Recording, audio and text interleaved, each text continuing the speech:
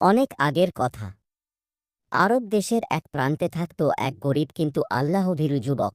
তার নাম ছিল সালিম। সালিম ছিল একজন দক্ষ তীরন্দাজ।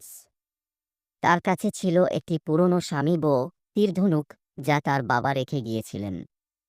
সালিম প্রতিদিন জঙ্গলে যেত হালাল শিকার করতে, কিন্তু সে কখনোই প্রয়োজনের বেশি শিকার করত না।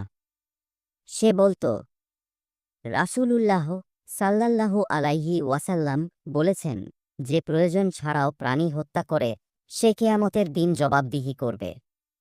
একদিন রাজ্যের সেনাপতি এলো জঙ্গলে শিকার করতে। হঠাৎ তার এক দামি ধনুক ভেঙে যায়।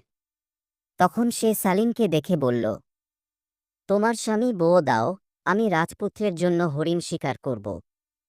সালিম মাথা নিচু করে বলল, ক্ষমা করবেন হে সেনাপতি, এই ধনুক আমার পিতার শেষ স্মৃতি, আর আমি আমার সামান অন্যের অন্যায় কাজে ব্যবহার করতে পারি না।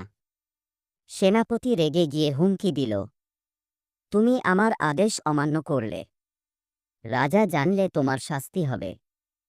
সালিম ভয় পেল না। সে আল্লাহর উপর ভরসা রেখে বলল, আমার রিজিক তিনিই দেন, যিনি আসমান জমিন সৃষ্টি করেছেন।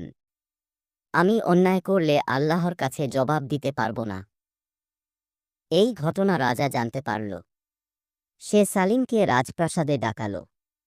কিন্তু সালিমের সাহস, সততা ও ঈমানদারি দেখে রাজা অবাক হয়ে গেল। রাজা বলল, তুমি আমাকে সত্যিকারের ভীত করেছ, না তরবারি দিয়ে, বরং তোমার আল্লাহ ভীতি দিয়ে।